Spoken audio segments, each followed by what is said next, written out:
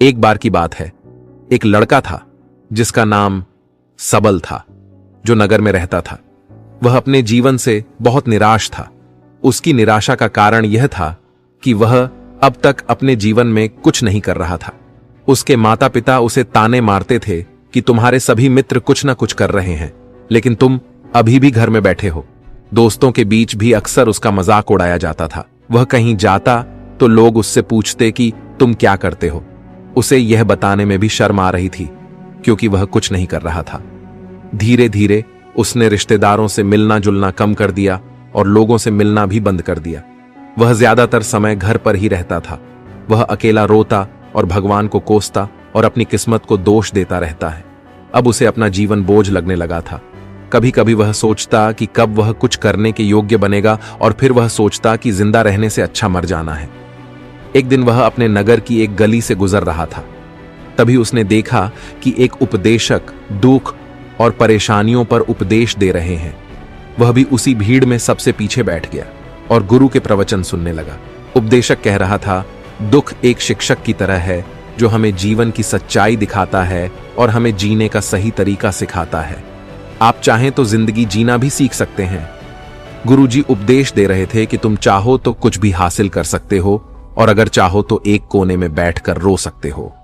इन सभी बातों को सबल ध्यान से सुन रहा था, लेकिन शिक्षक की यह बातें से पसंद नहीं आई। उसने खड़े होकर कहा कि कुछ भी सिखाने से दुआख दूर नहीं होता। इसमें केवल दर्द होता है, दुख की पीड़ा अनंत है। ऐसा लगता है कि इसके बाद कुछ होने वाला नहीं है। इससे कुछ भी फर्क नहीं पड़ता है। इसके सामने तो मौत भी छोटी लगती है। गुरुजी ने कहा, फिर तुम्हारा दुख क्या है? सबल ने उसके सामने अपनी सारी व्यथा सुनाई और पूछा, मेरे दुख का कोई उपाय है आपके पास?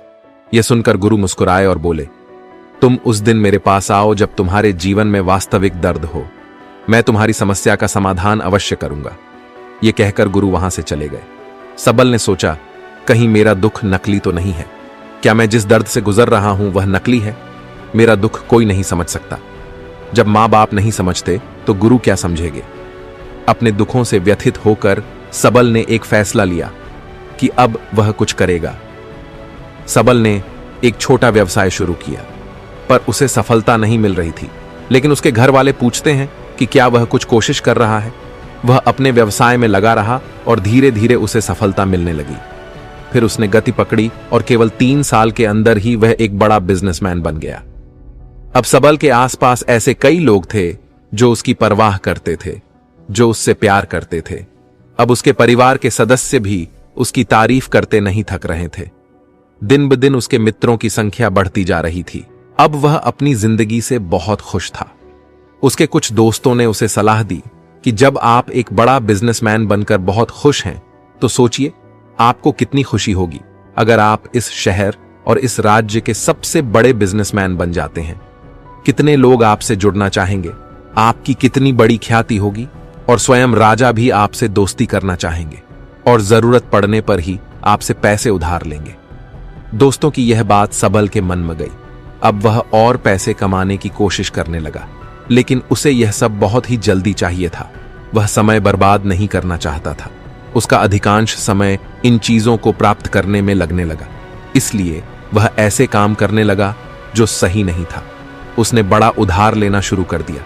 उसके दोस्तों से पैसे की मात्रा और अधिक मुनाफा कमाने के लालच में वह अपने माल में मिलावट करने लगा। उसने अन्य व्यापारियों के खिलाफ भी साजिश रची और उन्हें डराया धमकाया। जैसा उसके दोस्त कहते थे वैसा ही करता था। वह इन तरीकों से ज्यादा पैसा कमा रहा था, पर अब उसके जीवन में पहले जैसा चैन नहीं था। उसके मन की शांति गायब हो गई थी और वह रात को सो नहीं पाता था। वह हंगामे में रहता था। वह सब कुछ पाकर भी उसे किसी चीज में सुख नहीं मिल रहा था। एक दिन सबल अपनी गाड़ी में कहीं जा रहा था। तभी रास्ते में उन्हें उपदेशक का आश्रम दिखाई दिया। वह रुका और गुरु के पास जाकर बोला, संत, आपने मुझे आपके पास आने के लिए कहा था जब मेरे जीवन में सच्चा दुख आता है। अब मैं बहुत दुखी हूं कि मेरी नींद हराम हो गई है। मुझे कहीं भी शांति नहीं मिल रही है। इस प्रकार सबल ने अपनी सारी समस्याएं गुरु को बता दी। गुरु ने कहा, जब तुम पहली बार मुझसे मिलने आए थे तब भी तुम किसी दुख में थे। तुमने उस दर्द से क्या सीखा? सबल ने कहा कि सिर्फ सोचने और चिंता करने से कुछ नहीं होता। आपकी दृष्टि को सच करने के लिए यह कार्रवाई करता है। और सिर्फ काम करने से कुछ नहीं होता, परिणाम भी मिलना चाहिए। जब आपको लगता है कि आपका लक्ष्य हासिल नहीं होने वाला, तब राह में चाहे कितनी भी मुश्किलें आ जाएं, मन कितना भी निराश क्यों ना हो, कितना भी लगता हो कि अब कुछ नहीं होने वाला है, तभी विश्वास करें, मैं जो भी कर रहा हूं उसमें अवश्य सफल होऊंगा। खुद पर ध्यान दो, लोगों पर नहीं। लोग केवल सफल लोगों का सम्मान करते हैं। कोई कितना भी अच्छा क्यों ना हो, वह हमेशा लोगों की नजरों में बोझ बने रहते हैं। यह सब सुनकर उपदेशक मुस्कुराया और बोला, जब आपके पास है तो यह वास्तविक दुख नहीं है। अपने जीवन में वास्तविक दुख आए तब मेरे पास आओ, मैं उसे ठीक कर दूंगा। सबल ने जाते समय साधु को सोने के सिक्कों से भरा घड़ा भेंट किया। घड़े को देखकर गुरु ने कहा कि यह मेरे किसी काम का नहीं है, उस पेड़ के नीचे गड्ढा खोदकर गाड़ दो। सबल ने घड़े को पेड़ के नीचे दबा दिया, जैसा कि गुरु ने बताया, और वहां से चला गया। कुछ दिनों से कारोबार ठीक चल रहा था, लेकिन व्यापार के गलत तरीके के कारण धीरे धीरे उसे व्यापार में घाटा होने लगा। उसकी सारी दौलत धीरे धीरे खत्म होने लगी, और एक दिन ऐसा भी आया जब उसके पास कुछ भी नहीं बचा और उस पर कर्ज का बोझ चढ़ गया था। परंतु वह निश्चिंत था, क्योंकि उसने अपना सारा कर्ज अपने दोस्तों से लिया था। उसने सोचा कि उसके दोस्त बुरे वक्त में उनके साथ खड़े रहेंगे, लेकिन ऐसा कुछ नहीं हुआ। जैसे ही बुरा वक्त आया, दोस्त पहले उससे कर्ज मांगने लगे। अगर उसने कर्ज नहीं लौटाया तो उन्होंने उसे जान से मारने की धमकी भी दी। उनके सभी शुभचिंतक और प्रियजन उससे दूर हो गए। उसके दोस्त जो उसके साथ मस्ती किया करते थे, अब उससे दूर भाग रहे थे। उसका परिवार उसकी गलतियां और कमियां गिनने लगा। उनकी सारी संपत्ति नीलाम कर दी गई और उसके पास कुछ भी न बचा। जब उसने अपने पिता से मदद मांगी, पिता ने कहा कि मेरे पास थोड़ी सी संपत्ति है, मैं तुम्हारी मां को क्या कहूंगा अगर मैं तुम्हें दे दूं। यह संपत्ति हमारा अंतिम उपाय है। सबल के मन में गहरा दुख छा गया। उसके आसपास कोई नहीं था जो उनके दुख को समझ सके, जो उसे संभाल सके। जनता के इस विश्वासघात के कारण वह अंदर से टूट चुका था। वह सोचने लगा कि अब जीने का क्या मतलब है, अब मौत ही मेरा सहारा है। वह आत्महत्या करने के लिए पहाड़ी पर जा रहा था। तब उसे याद आया कि उस शिक्षक ने उससे कहा था, मेरे पास आओ जब तुम्हारे जीवन में वास्तविक दुख हो। सबल गुरु के पास गया और अपनी सारी व्यथा सुनाई। आंखों में आंसू लिए उसने कहा, हे गुरुजी, मेरे दुहा का निवारण कीजिए। गुरु ने कहा, जब जीवन में असली दुख होता है तब मेरे पास आ जाना, मैं इसे जरूर ठीक करूंगा। कुछ देर बाद साधु उठे और पेड़ के नीचे एक गड्ढा खोदा और घड़ा निकाल लिया, जो सोने के सिक्कों से भरा हुआ था। उसने सबल को देकर कहा, मेरे पास आओ जब तुम्हारे जीवन में वास्तविक दुख हो, तब इसका सही इस्तेमाल करना। सबल ने अपने शिक्षक को धन्यवाद दिया और उसे प्रणाम करके चला गया। उस पैसे से उसने एक छोटा सा व्यवसाय शुरू किया। अब वह छोटा व्यापारी बनकर भी खुश है। उसने पूरी लगन और ईमानदारी से कारोबार किया। जल्द ही वह अपने शहर का एक बड़ा व्यापारी बन गया। उसका जीवन सुख सुविधाओं से भरा हुआ था, लेकिन कोई कितना भी अच्छा क्यों न हो, जीवन में दुख आता ही है। तो सबल के जीवन में भी दुख आते थे। कुछ दिनों बाद सबल के माता पिता एक ही दिन मर गए।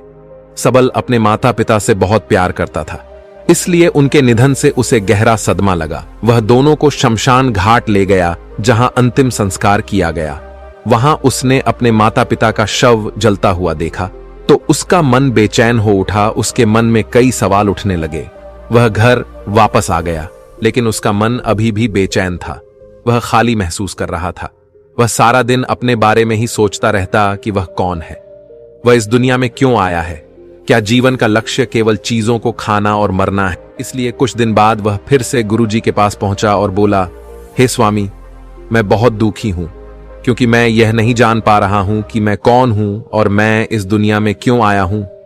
यह सुनकर गुरुजी मुस्कुराए और बोले, आज तुम्हारे जीवन में पहली बार सच्चा दुख उत्पन्न हो गया है। इसलिए इन सब से परे, यदि आप अपने दुखों का अंतिम समाधान चाहते हैं तो सबसे पहले खुद को समेटो।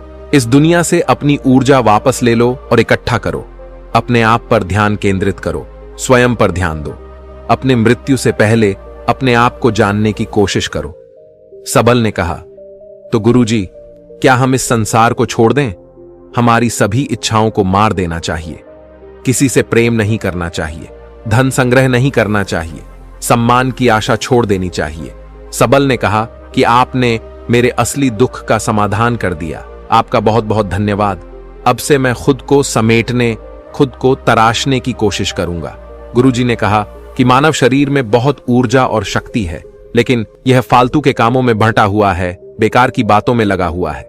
इसलिए व्यक्ति को अपने आप पर ध्यान देना चाहिए, दूसरों पर नहीं। सबल को अपने प्रश्नों का उत्तर मिल गया। उसने अपने गुरु का शुक्रिया अदा किया और चुपचाप वहां से चला गया। दोस्तों, उम्मीद है आपको यह कहानी पसंद आई होगी। अगर आपको यह कहानी पसंद आई हो तो अपने दोस्तों और परिवार के साथ जरूर शेयर करें। आपका कीमती समय देने के लिए धन्यवाद।